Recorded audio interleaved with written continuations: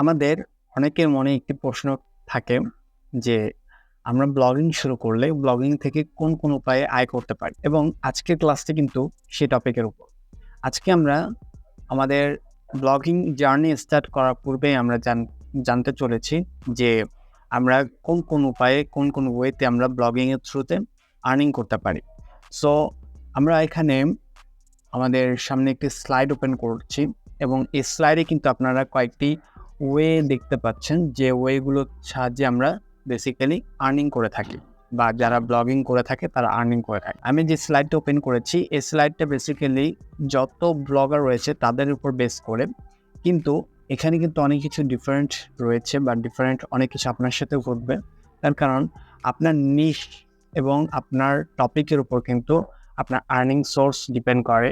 আপনি যে টপিকের উপর আপনি কাজ করতে চাচ্ছেন, বা যে টপিক নিয়ে আপনি কাজ করতে চাচ্ছেন, সেই টপিকের উপরে বেসিক্যালি আপনার আর্নিং স্টার্ট হবে, বা আপনার আর্নিং ক্রিয়েট হবে।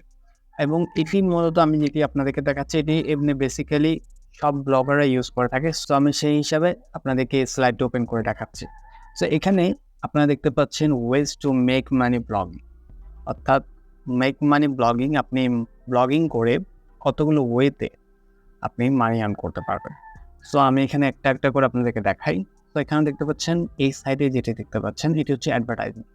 অ্যাডভার্টাইজিংয়ের থ্রুতে কিন্তু ব্লগাররা কিন্তু আর্নিং করে থাকে, বা ব্লগাররা আয় করে থাকে। তার কারণ অ্যাডভার্টাইজিং এমন একটি ওয়ে, আপনারা যদি ভিডিও দেখে থাকেন ইউটিউবে, তখন দেখবেন আমরা অনেক সময় ভিডিওর মাঝখানে বা ভিডিওর শুরুতে বা ভিডিও শেষে আমরা অনেকগুলো অ্যাড দেখে থাকি, অনেকগুলো অ্যাড আমাদের সামনে শো হয়। কিছু কিছু অ্যাড আমাদের সামনে এমনভাবে উপস্থাপন হয় যেগুলো আমরা স্কিপ করতে পারি, অর্থাৎ চাইলে আমরা স্কিপ করে আমরা আমাদের ভিডিওতে কন্টেন্টে আমরা জাম্প করতে পারি। বাট কিছু কিছু অ্যাড হয় যেগুলো আমরা মানে স্কিপ করতে পারি না, বা আমরা সেইগুলোকে আমরা এড়িয়ে যেতে পারি না, আমাদেরকে জোর করে পুরো অ্যাডটি দেখতে হয়। মানে মূলত এটি হচ্ছে জোরপূর্বক মার্কেটিং। এটি কিন্তু ভালো নয়। তারপর আমাদেরকে দেখতে হয়, বাধ্যতামূলক, কিছু করার থাকে না। এটিকে মূলত অ্যাডভার্টাইজিং বলা হয়।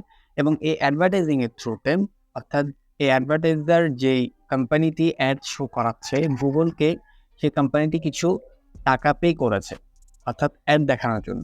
এখন গুগল কি করেছে, কিছু কন্টেন্ট ক্রিয়েটরের ইউটিউব ভিডিওতে সেই অ্যাডটি শো করাচ্ছে, এবং গুগল সেই অ্যাডের যে টাকাটা দিয়েছিল গুগলকে, অ্যাড কোম্পানি, যে কোম্পানিটি অ্যাড রান করেছে, সেই কোম্পানি যে টাকাটা দিয়েছিল সেই টাকাটা থেকেই বেসিক্যালি কিছু অ্যামাউন্ট সেই যে ক্রিয়েটরের ইউটিউব ভিডিওতে অ্যাড শো করানো হচ্ছে তাকে দেওয়া হয়। তেমনটাই একেবারে সেম ওয়েতেই ব্লগারদেরকেও কিন্তু অ্যাড দেখানো হয় তাদের ওয়েবসাইটে, তাদের আর্টিকেলে। এবং অ্যাডভার্টাইজার যারা রয়েছে, যারা যে কোম্পানি অ্যাডভার্টাইজ শো করাচ্ছে, গুগলকে পে করেছে, সেই কোম্পানি যে টাকাটা দিয়ে থাকে সেই টাকাটা থেকে গুগল কিন্তু ব্লগারদেরকে সেই টাকাটার কিছু পার্সেন্টেজ দিয়ে থাকে তাদের ওয়েবসাইটে অ্যাড শো করানোর জন্য। তো আপনিও যখন ব্লগিং শুরু করবেন বা ব্লগিং করবেন, তো আপনারও একটি ক্রাইটেরিয়া থাকবে, একটি নির্দেশিকা থাকবে তাদের পক্ষ থেকে, গুগলের পক্ষ থেকে। সেটি আপনি যদি পূরণ করতে পারেন, তখন আপনাকে তারা মনিটাইজেশনের জন্য আপনি অ্যাপ্লাই করলে তারা অ্যাপ্রুভাল দিয়ে দেবে।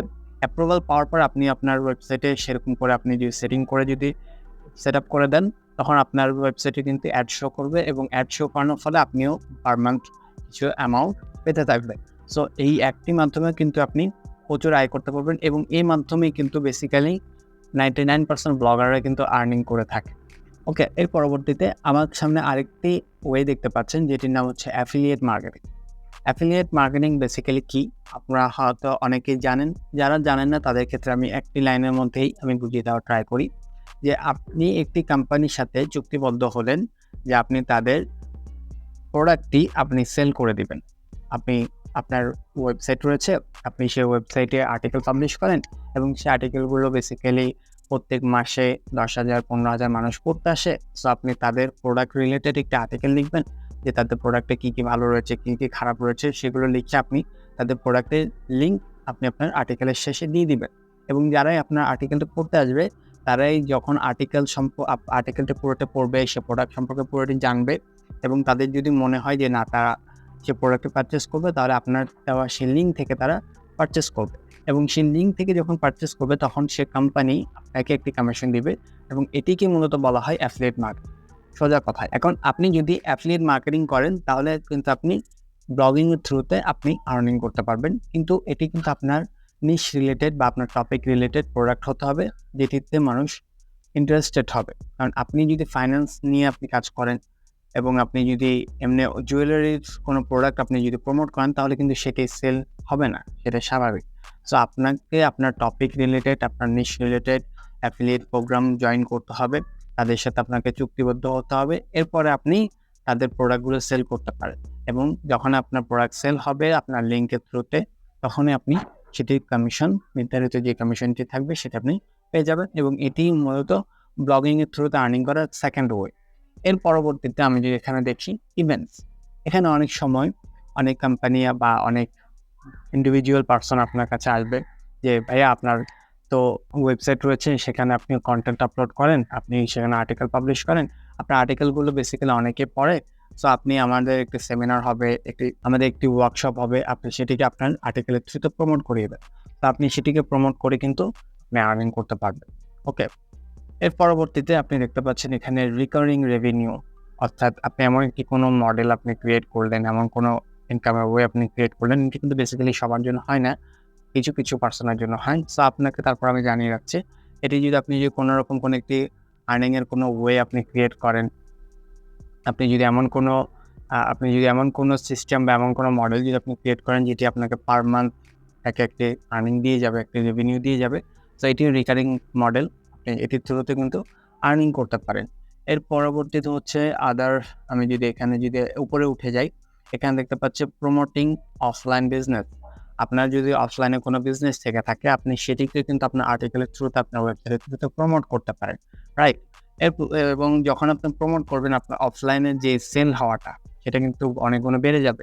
কারণ আপনি অফলাইনে আপনি বেশি মানুষের কাছে রিচ আউট করতে পারছেন না, বেশি মানুষের কাছে পৌঁছাতে পারছেন না, বেশি মানুষকে আপনার প্রোডাক্ট দেখাতে পারছেন না।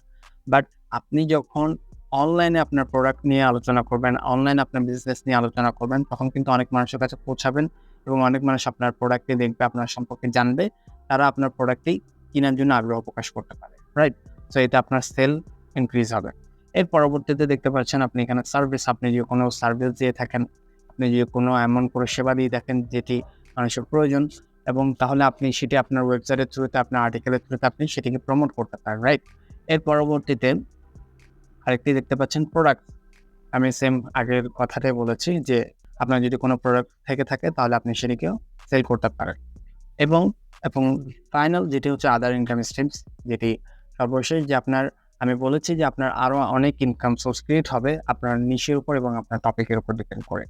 তো আশা করি আপনি এতটুকু বেসিক্যালি জেনে গিয়েছেন যে আপনি কীভাবে করে অ্যাজ এ ব্লগার হিসেবে আপনি যদি কন্টেন্ট রাইটিং স্টার্ট করেন, আপনি যদি ব্লগিং স্টার্ট করেন তাহলে কীভাবে করে আপনি আর্নিং করতে পারবেন। সো আমি বেসিক একটি ধারণা আপনাদেরকে দিয়েছি এবং আপনার টপিকটিকে আপনি কীভাবে করে পিক করবেন, যে টপিকটি পিক করলে আপনার আর্নিং বৃদ্ধি পাবে, আপনার আর্নিংয়ের সোর্স ওয়েজ অনেক বেশি ক্রিয়েট হবে, সেগুলো নিয়ে আমরা সামনে আলোচনা করব। সো আশা করি এতটুকু আপনি বুঝে গিয়েছেন।